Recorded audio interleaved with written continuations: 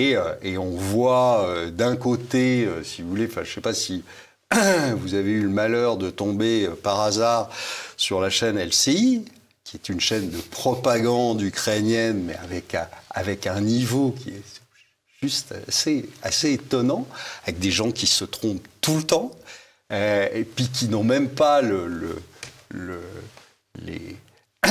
compétences, le les bagage. compétences ou quoi que ce soit, des généraux d'opérette qui sont tout juste capables d'organiser un défilé de majorettes qui explique que ça y est, la Russie envoie des machines à laver parce qu'elle n'a plus de bombes, etc.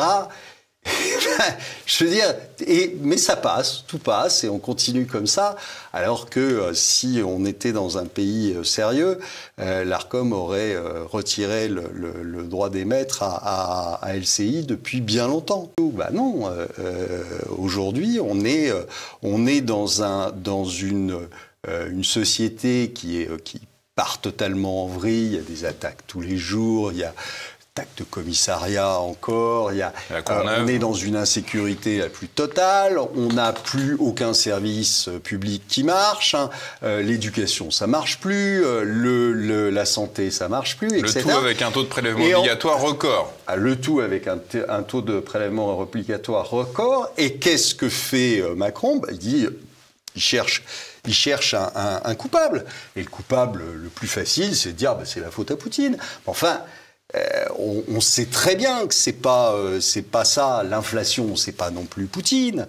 C'est pas lui qui a signé l'accord sur l'énergie, l'ANH, avec l'Europe.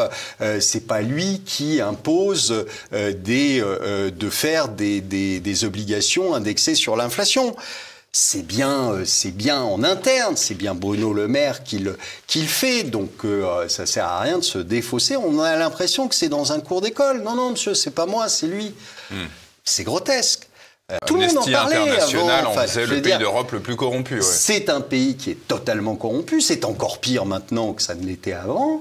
Et on envoie de l'argent. Et puis après, on vous dit ah bah oui, mais on n'a plus d'argent, donc on va réduire. On a déjà tapé dans à peu près tous les ministères pour annuler 10 milliards de crédits. On va y venir avec Bruno Le Maire. Voilà. Et on continue. Et là, il y a Bruno Le Maire qui nous fait des interviews en nous disant qu'il va falloir que la fête est finie, qu'il va falloir trouver des sous, 10 milliards par-ci, 10 milliards par-là, 20 milliards, etc. Mais qui les a dépensés ? Qui les a achetés par les fenêtres ? Parce que la maîtrise des finances publiques est dans l'ADN de la majorité, nous a rappelé. Mais bien sûr, c'est pas lui qui a fait les 1000 milliards de dettes. Il n'était pas là. C'est vrai qu'il était en train d'écrire ses bouquins de cul, mais il n'était pas là, le pauvre garçon. Non, mais c'est quand même, c'est lunaire, je vous dis. Moi, à chaque fois que je prends le fil de news, je vérifie 3 fois et je me dis, c'est pas possible, c'est le Gorafi. Mais non, c'est pas le Gorafi, c'est la réalité. Vous avez quand même un type qui est ministre de l'économie, qui regarde le journaliste droit dans les yeux en disant, va falloir qu'on pense à taper dans l'épargne des ménages. Alors, on va y venir. Il l'a dit, il y a une semaine. N'allez pas trop vite en besogne, s'il vous plaît, Olivier Delamarche, parce qu'il y a encore d'autres déclarations sur lesquelles il faut qu'on revienne.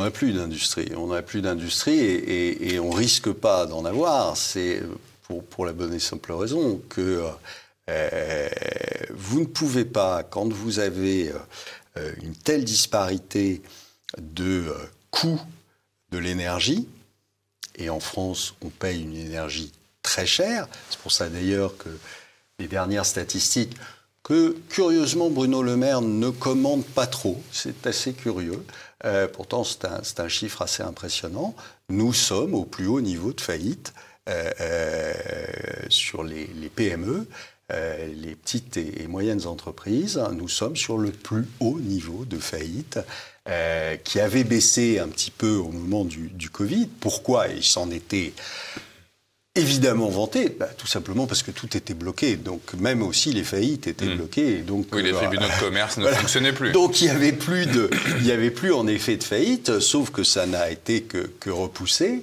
et que maintenant toutes les entreprises font faillite. Pourquoi ? Parce que quand vous payez l'électricité 2, 3, 4, 5 fois plus cher, Bah, évidemment, qu'est-ce que vous faites? Vous mettez la clé sous la porte. Hein. C'est aussi simple que ça, parce que vous n'avez pas aujourd'hui des marges qui vous permettent d'absorber ce différentiel de coûts.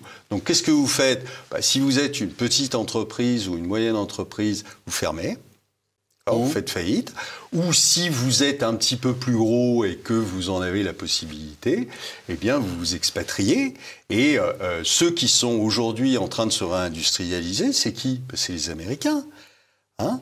Et les Américains, comment ils ont fait pour agir là-dessus?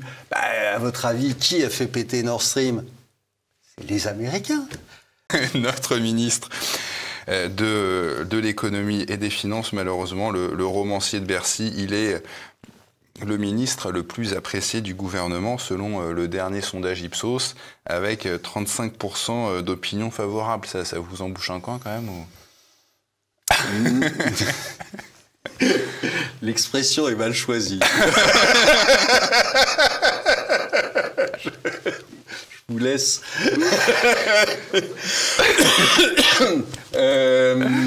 Alors, oui, ça m'embouche un coin. Enfin bon, ça m'embouche pas tellement de coin, puisque on sait ce que valent les sondages, donc je vais pas commenter celui-là.